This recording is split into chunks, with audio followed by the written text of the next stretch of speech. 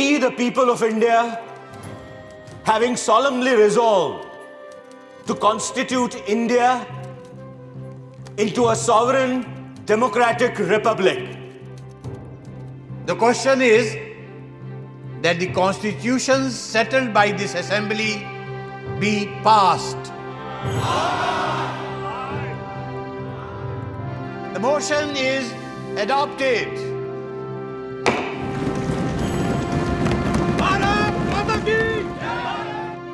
तारीख 26 नवंबर 1949 भारत का संविधान स्वीकार हुआ। 1946 में ब्रिटिश शासन ने भारत को आजादी देने के लिए गंभीरता से सोचना शुरू कर दिया था। इसकी शुरुआत हुई ब्रिटिश शासन के कैबिनेट मिशन को भारत भेजे जाने से। A constitution for India should be and can be framed only by Indians. Cabinet mission के साथ भारतीय नेताओं की बैठक हुई शिमला में।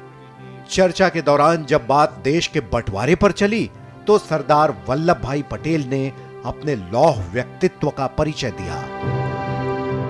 I will not be a party to this balkanization of India. No. India is one and will remain one country. साल 1946 में ही कैबिनेट मिशन प्लान के तहत संविधान सभा का गठन किया गया।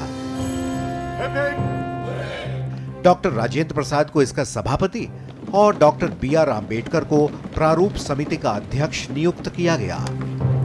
9 दिसंबर 1946 को पहली बार संविधान सभा बैठी। The resolution that I am placing before you defines our aims and describes an outline of the plans and points to the way which we are going to tread.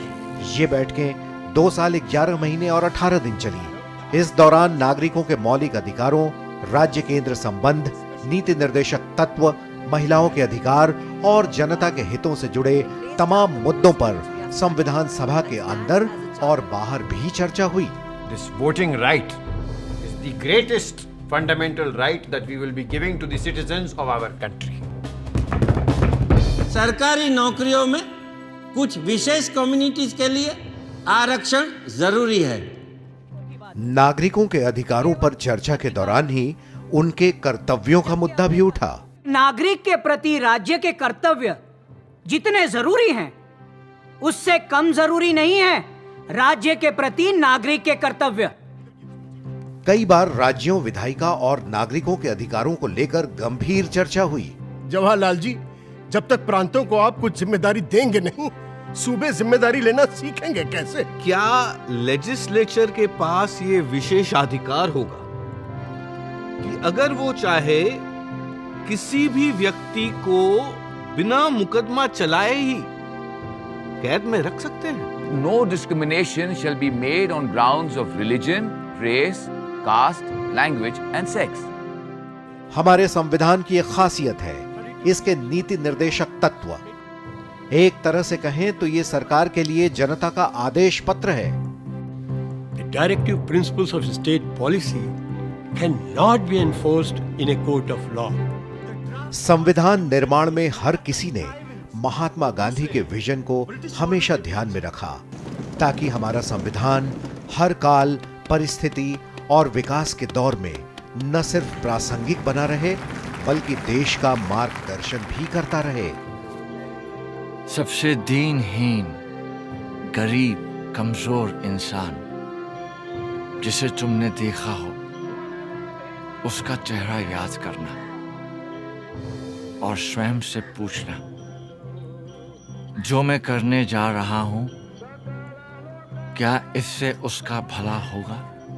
Bharat का संविधान जिन 3 पिलर्स पर निर्मित है वो है लेजिस्लेचर, जुडिशियरी और executive.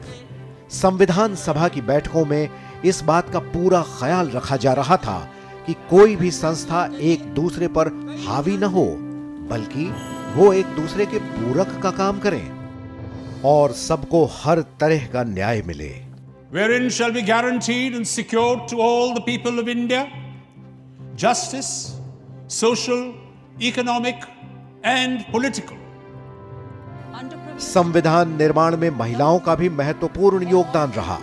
हम सिर्फ इतना मांग रहे हैं कि औरतों को भी कानून के समक्ष, समाज में और शिक्षा के मामले में बराबरी के हक मिले। कुछ सिविल आजादियां हर शहरी को ऐसी मिले जिन्हें छीनना किसी लेजिस्लेटर के लिए भी नामुमकिन हो।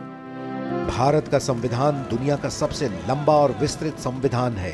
भारतीय संविधान की सबसे बड़ी खूबसूरती यह है कि इसको तैयार करते समय सांस्कृतिक, धार्मिक और भौगोलिक विविधताओं का ध्यान रखा गया।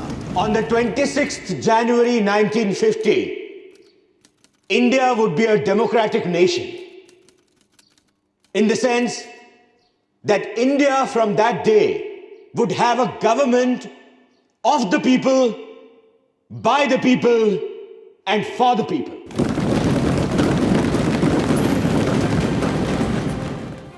और कुछ यूं बना भारत का अपना संविधान।